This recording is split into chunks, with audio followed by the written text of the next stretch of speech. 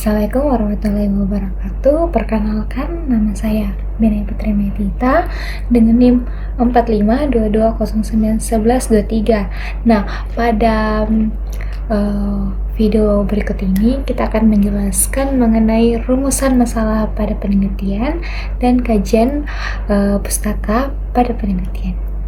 Selamat menyaksikan. Sekali lagi, semua informasi yang diberitakan pada video ini berdasar kepada buku metodologi penelitian kualitatif dan kuantitatif. Sebelum kita melangkah lebih jauh, perlu kita ketahui bahwa masalah merupakan kendala ataupun persoalan yang harus dipecahkan. Maka dari itu, masalah sendiri merupakan kesenjangan antara kenyataan dan apa yang diharapkan dengan baik sesuai dengan tujuan untuk mendapatkan hasil yang maksimal. Penjelasan sebelumnya, kita dapat menyimpulkan bahwa masalah ini merupakan sesuatu yang menghalangi untuk tercapainya tujuan yang kemudian harus dipecahkan atau diproses secara sistematis. Kemudian, kalau kita ketahui apa itu identifikasi masalah. Nah, identifikasi masalah merupakan cara kita untuk mengenali masalah dan apa sih yang faktor-faktor yang menyebabkan masalah tersebut. Jadi, dengan adanya identifikasi masalah ini merupakan awal dari proses bagaimana diadakannya sebuah penelitian. Dalam identifikasi masalah, terdapat dua bentuk identifikasi masalah. Yang pertama, identifikasi masalah penelitian terapan, dan yang kedua ialah identifikasi masalah penelitian dasar.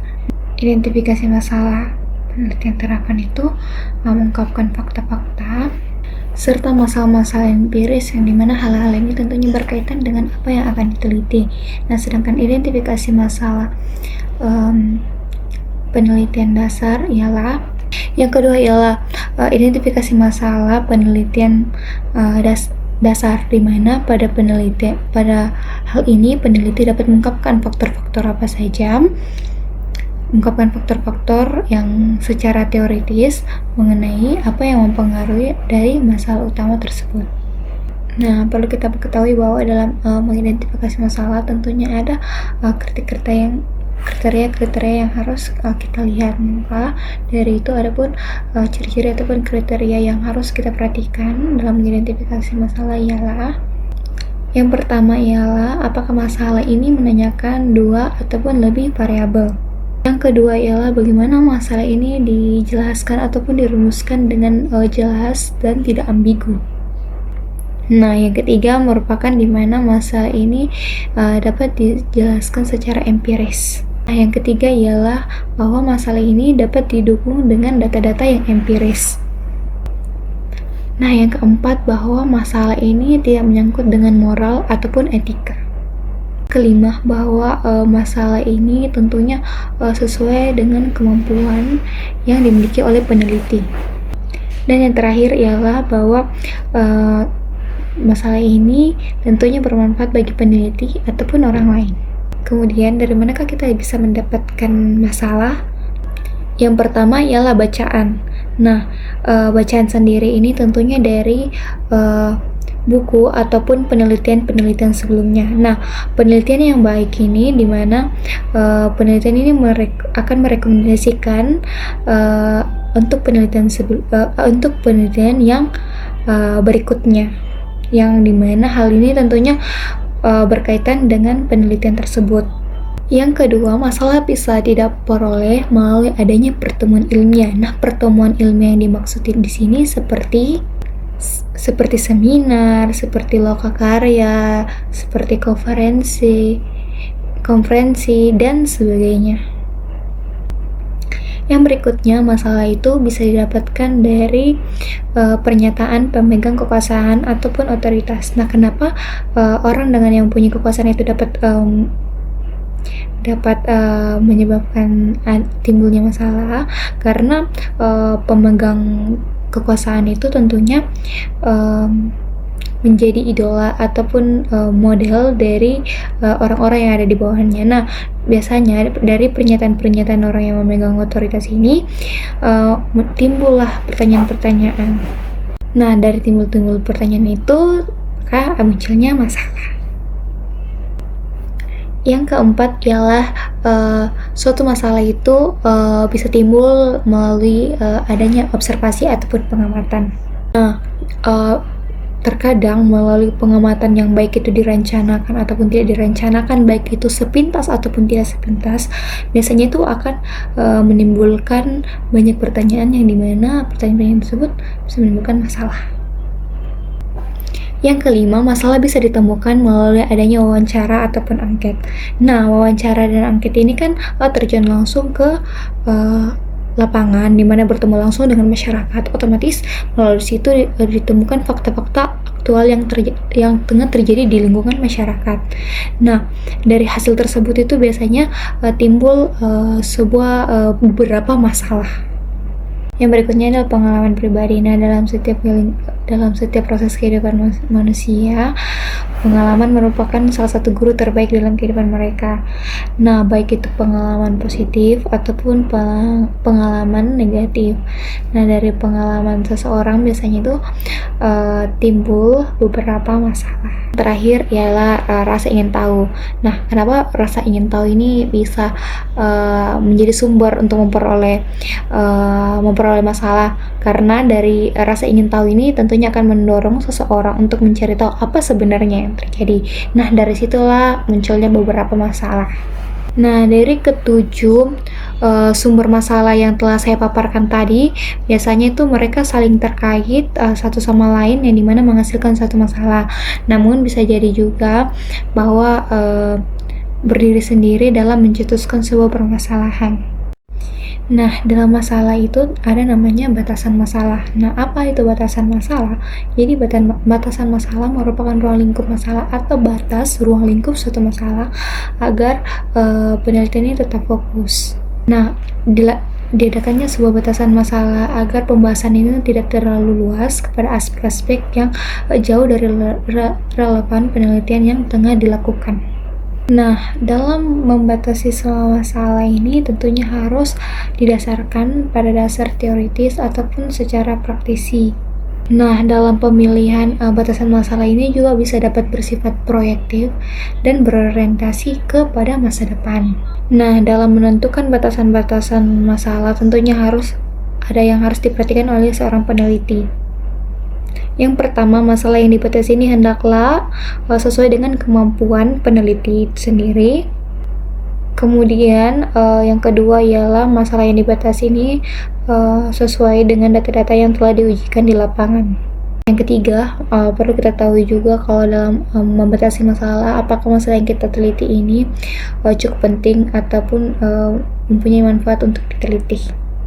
Dan yang terakhir, bahwa masalah yang telah dibatasi ini cukup menarik minat peneliti. Nah, perlu kita ketahui juga bahwa tujuan utamanya dibatasinya sebuah penelitian itu tentunya yang pertama, waktu yang dipunyai oleh peneliti dan kemampuan yang dipunyai oleh peneliti tersebut. Nah, kita masuk dalam materi rumusan masalah. Nah, perlu kita ketahui bahwa yang pertama itu apa itu rumusan masalah? Nah, rumusan masalah ini merupakan rumusan yang mempertanyakan fenomena. Nah, baik itu fenomena mandiri ataupun kedudukannya sebagai fenomena yang memiliki keterkaitan dengan fenomena yang lainnya, baik itu dia sebagai sebab atau dia sebagai akibat. Perlu kita ketahui ada berbagai manfaat dari rumusan masalah. Nah, yang pertama ialah fungsi pertamanya itu sebagai pendorong diadakannya sebuah penelitian. Jadi rumusan masalah ini merupakan sebagai penyebab diadakannya suatu penelitian. Kedua ialah rumusan masalah ini itu sebagai pedoman penentu arah dan fokus dari sebuah penelitian. Yang ketiga ialah dengan adanya rumusan masalah tentunya peneliti jadi tahu jenis data atau macam data apa yang dibutuhkan atau yang harus dikumpulkan di lapangan. Jadi dari sini peneliti dapat menyisihkan atau membedakan data yang tidak dibutuhkan. Yang keempat, melalui perumusan masalah ini juga akan membantu peneliti untuk menentukan siapa yang menjadi populasi dan sampel dari penelitian ini. Yang berikutnya ialah bagaimana sih kriteria dari perumusan masalah. Nah, kriteria pertama tentunya itu kalimatnya itu bersifat tanya atau kalimat integratif. Yang kedua itu tentunya dalam perumusan masalah itu, apakah perumusan masalah ini akan memberikan atau berupaya untuk pembentukan dan perkembangan teori. Dan perumusan masalah itu dirumuskan dalam konsep kebijakan pragmatis yang sedang aktual di tengah masyarakat, yang dimana menawarkan kebijakan yang relevan atau berhubungan dengan dimana akan menawarkan implikasi kebijakan yang relevan dan dapat diterapkan secara nyata sebagai pemecahan suatu masalah dalam kehidupan manusia. Ialah ciri-ciri yang berikutnya adalah ciri-ciri perumusan masalah. Nah, maka dalam merumuskan masalah adapun ciri-ciri yang harus diperhatikan ialah pertama ialah masalah itu harus mempunyai keaslian, yang dimana di sini masalah itu harus up to date, kayak seperti belum dilakukan penelitian sebelumnya. Yang ciri-ciri kedua ialah masalah ini harus menyatakan sebuah hubungan, yang dimana hubungan yang dimaksud ini mengenai variabel-variabel yang terkait, variabel-variabel penelitian yang dimana memiliki keterhubungan satu sama lain. Yang ketiga adalah masalah merupakan hal yang penting, jadi yang dimana penelitian ini merupakan hal yang memang penting untuk diteliti, bukan merupakan masalah yang sepele. Karena tentunya di akhir kenapa harus masalah yang penting? Tentunya karena diharapkan bahwa dari kesimpulan dari hasil penelitian itu akan bermanfaat bagi kehidupan manusia. Berikutnya itu adalah masalah itu dapat diuji. Jadi perlu kita ketahui juga bahwa masalah yang diajukan ini tentunya dapat diuji secara empiris. Yang berikutnya ialah masalah ini harus bentuknya itu sebuah pertanyaan. Yang berikutnya ialah masalah ini harus dapat dilakukan atau dinyatakan dalam bentuk pertanyaan. Tentunya dari masalah yang menarik akan menghasilkan pertanyaan. Nah, namun yang harus diperhatikan juga oleh seorang peneliti bahwa dia dapat menggambarkan masalahnya secara jelas sehingga tidak akan membingungkan pembaca. Dan kemudian dapat dilakukan uji mengenai kebenaran dan jawaban dari penelitian tersebut. Yang keenam, ciri-ciri keenam itu mempunyai viabilitas. Nah, apa itu mempunyai viabilitas? Jadi mempunyai viabilitas itu merupakan di mana masalah tersebut harus mempunyai nilai pemecahan atau dapat dipecahkan. Nah, kalau masalah mempunyai nilai pemecahan dan dapat dipecahkan, hal ini tentunya agar penelitian itu tidak sia-sia dan akan memberikan manfaat. Dan ciri-ciri terakhir ialah sesuai dengan kualifikasi peneliti. Nah, bagaimana itu sesuai dengan kualifikasi peneliti? Nah, yang pertama itu menarik bagi peneliti. Yang kedua ialah harus sesuai dengan kualifikasi peneliti. Tentunya harus sesuai dengan kemampuan penelitinya, agar penelitian ini tidak berhenti di tengah jalan, tapi bisa prosesnya itu sampai akhir. Yang berikutnya adalah terdapat 3 bentuk-bentuk rumusan masalah penelitian. Nah, bentuk-bentuknya ini terdiri atas 3. Nah, dari ketiga bentuk-bentuk rumusan masalah pada penelitian ini terdiri atas 3. Yang pertama itu rumusan masalah deskriptif, yang kedua itu rumusan masalah komparatif, yang ketiga itu rumusan masalah asosiatif. Nah, pada rumusan masalah deskriptif ini, dimana pertanyaan itu ke variabel mandiri, baik itu terdiri atas satu ataupun dua variabel, tapi variabelnya itu berdiri sendiri. Jadi dalam rumusan masalah ini tidak akan mengaitkan variabel dan variabel yang lainnya. Pertama ialah rumusan masalah deskriptif. Nah, pada rumusan masalah deskriptif ini biasanya dia akan mempertanyakan pertanyaan kepada variabel yang mandiri, baik itu satu ataupun lebih, yang dimana fokusnya adalah variabelnya itu berdiri sendiri. Jadi dalam rumusan masalah ini tidak akan membuat perbandingan antara variabel satu dan variabel lain. Yang kedua ialah rumusan masalah komparatif. Pada rumusan masalah komparatif ini dimana membandingkan satu variabel atau lebih, atau pada sampel yang berbeda dan atau pada waktu yang berbeda juga. Nah, kalau di komparatif itu membandingkan dua variabel atau lebih. Nah, kalau sedangkan di asosiatif itu membahasnya tentang bagaimana hubungan antara dua variabel. Nah, di rumusan masalah asosiatif ini terdiri dari 3 hubungan. Yang pertama ialah hubungan simetris. Nah, kalau dalam hubungan simetris ini di mana hubungannya di antara dua variabel. Jadi kalau di hubungan simetris itu kayak melihat hubungan di antara dua variabel atau lebih yang dimana munculnya itu secara bersamaan. Kalau di hubungan kausal itu seperti hubungan sebab dan akibat. Ketiga atau yang terakhir ini adalah hubungan interaktif, yang dimana di sini merupakan hubungan yang saling mempengaruhi. Yang berikutnya ialah langkah-langkah dalam menentukan rumusan masalah. Langkah-langkah ini terdiri dari tiga tahap. Yang pertama ialah pilihlah suatu masalah. Nah, biasanya dalam penelitian itu banyak ditemukannya masalah-masalah. Namun sebagai peneliti itu harus menentukan masalah yang ingin diteliti yang memang yang paling menarik perhatiannya. Nah, dari banyaknya dan ketika banyak pilihan tentunya hanya satu masalah yang dipilih. Nah, biasanya itu peneliti memilih masalah tersebut di ataskan pada 4 penilaian, yaitu yang pertama itu menarik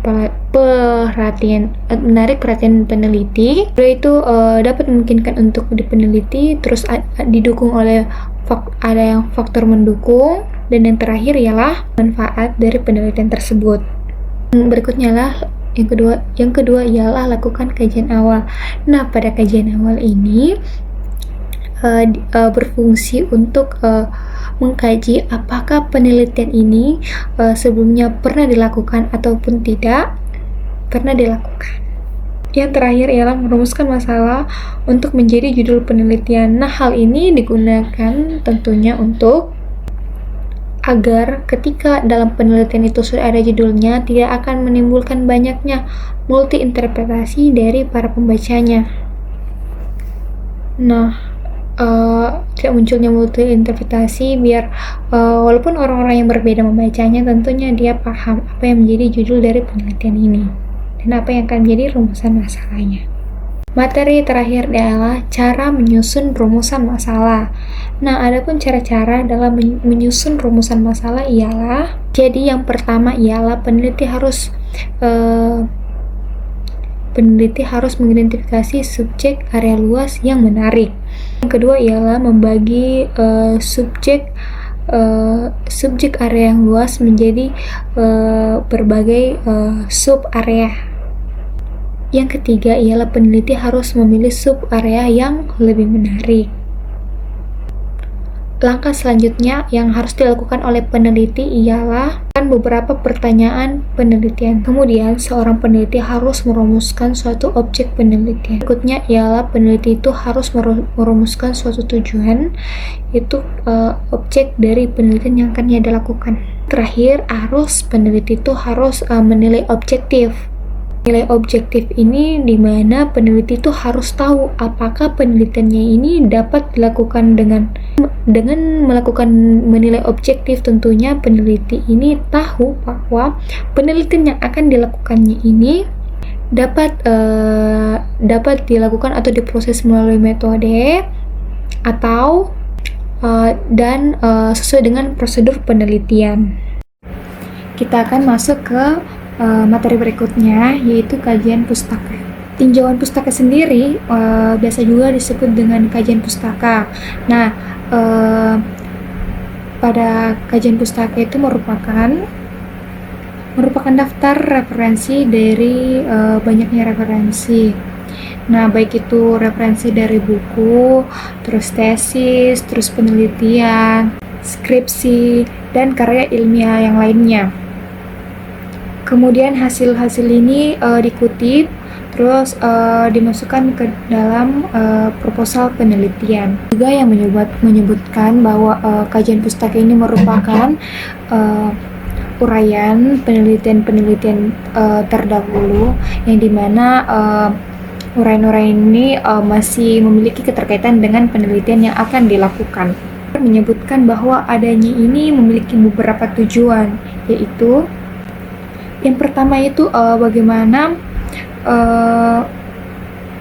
menginformasikan kepada pembaca bahwa adanya penelitian-penelitian terdahulu mengenai penelitian ini yang akan dilakukan. Yang kedua itu menghubungkan penelitian yang akan dilakukan ini dengan literatur yang ada.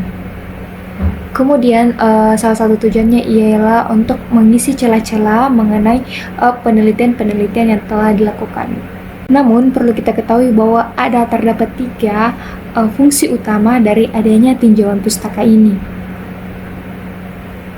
Yang pertama ialah untuk memastikan bahwa permasalahan ini pernah dilakukan oleh peneliti lain.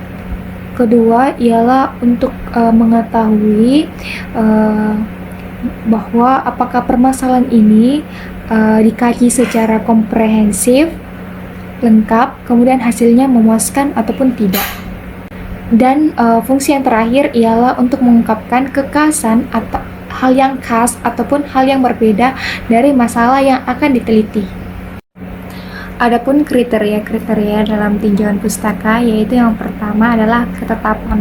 Ketetapan ini di mana bahwa isi dari tinjauan pustaka itu harus sesuai dengan penelitian yang akan dilakukan.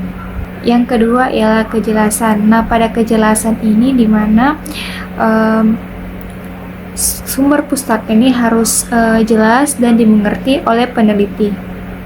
Yang ketiga ya empiris. Nah, pada empiris ini menjelaskan bahwa sumber pustaka itu jelas atau nyata, bukan dari hasil imajinasi. Yang keempat ialah terorganisasi. Jadi sumber pustaka itu harus terorganisasi. Terorganisasi ini teratur atau terorganisasi dengan baik agar peneliti itu mudah untuk mencari informasi. Yang kelima ialah kemuktahiran. Nah, kemuktahiran ini mengartikan bahwa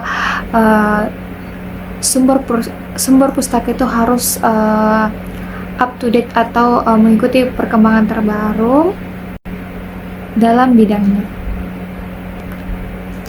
Yang berikutnya relevan. Nah, relevan sendiri mengartikan bahwa sumber pustaka ini harus relevan ataupun sesuai dengan penelitian.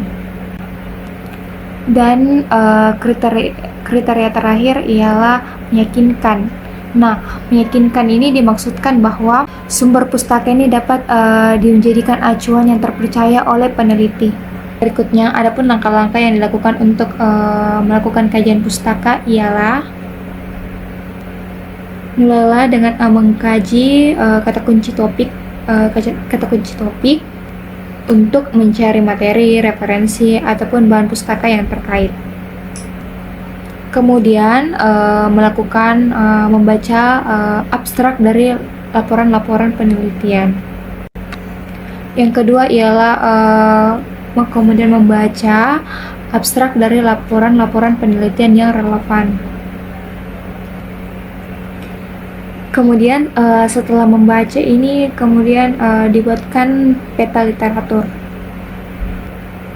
yang dimana peta literatur ini dilakukan secara berurutan, kemudian adanya keterkaitan topik, serta adanya referensi bibliografi.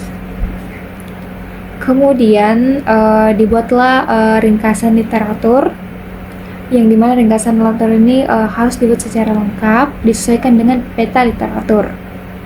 Tentunya hal ini harus berurutan dan memiliki keterkaitan dengan topik penelitian yang sesuai dengan dari setiap variabel.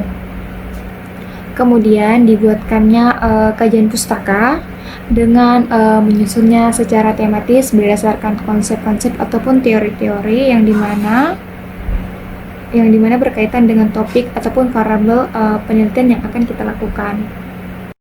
Nah, pada langkah terakhir, peneliti itu harus mengemukakan pandangan umum tentang topik penelitian yang dilakukan berdasarkan literatur yang telah ada.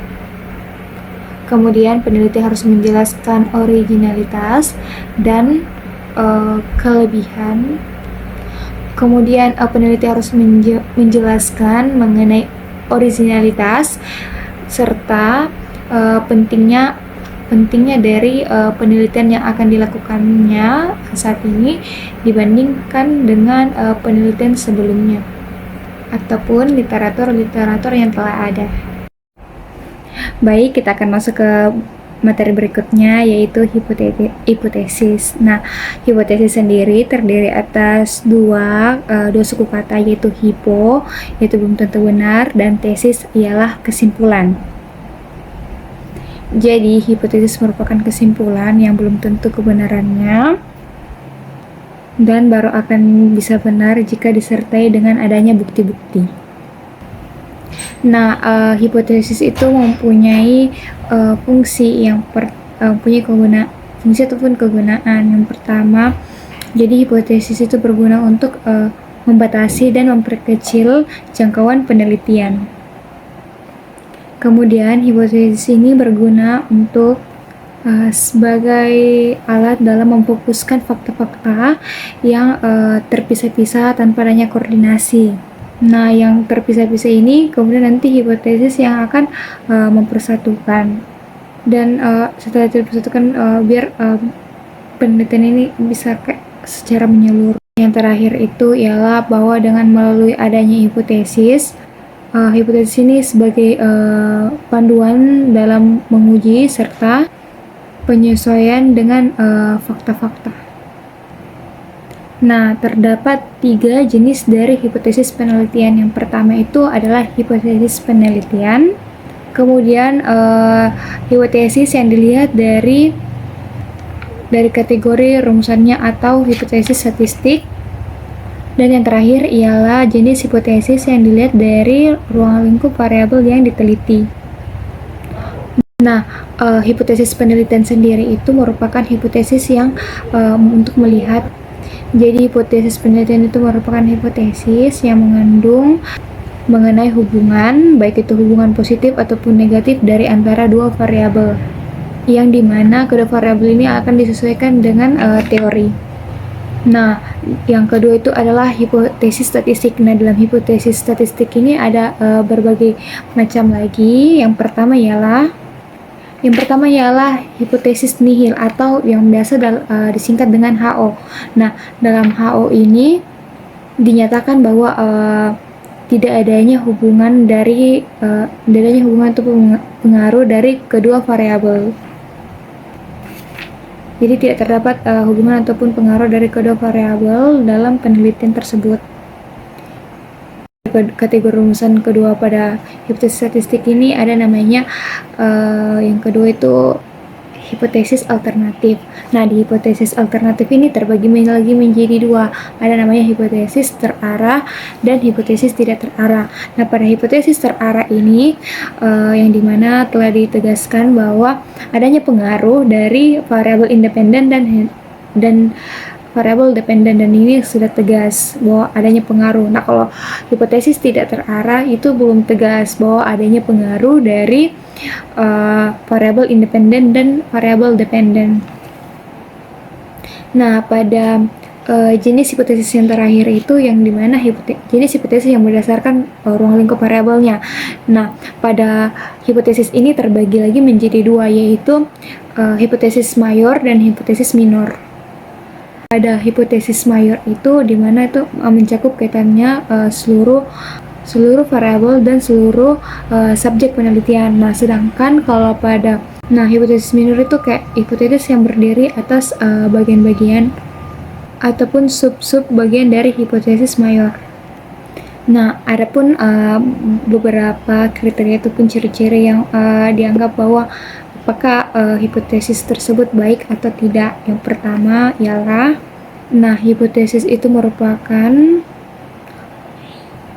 rumusan tentang hubungan antara dua variabel atau lebih. Nah, hipotesis yang berikutnya itu harus, kalau misalnya dirumuskan, harus berdasar kepada landasan teori ataupun penelitian yang terdahulu. Kriteria ketiga ialah hipotesisnya itu dapat diuji, dan kriteria terakhir ialah rumusan hipotesisnya itu singkat dan padat. Nah, perlu kita ketahui ada juga beberapa langkah untuk bagaimana caranya merumuskan hipotesis. Yang pertama ialah, dalam merumuskan hipotesis itu, yang pertama itu harus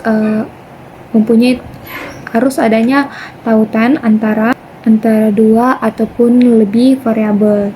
Nah, yang kedua ialah, hipotesis itu harus dirumuskan dengan kalimat deklaratif ataupun kalimat pernyataan. Yang ketiga ialah, hipotesis itu harus dirumuskan dalam kalimat yang jelas serta padat. Dan yang terakhir ialah bahwa hipotesis itu harus dapat diteliti. Materi terakhir ialah bagaimana caranya menguji hipotesis. Yang pertama ialah dapat menarik kesimpulan mengenai konsekuensi yang dapat diamati apabila hipotesis itu benar. Kedua ialah memilih metode penelitian yang dapat diamati, eksperimentasi, dan ataupun prosedur lain untuk menunjukkan apa faktor-faktor ataupun akibat-akibat itu benar ataupun tidak. Dan yang terakhir ialah mengumpulkan data yang dapat dianalisis agar dapat menunjukkan bahwa hipotesis tersebut didukung oleh data atau tidak. Terima kasih atas perhatiannya. Saya ucapkan banyak terima kasih. Apabila ada salah penyebutan dalam proses penjelasan, mohon dimaafkan, dan semoga kita bisa lebih baik lagi ke depannya. Bye-bye.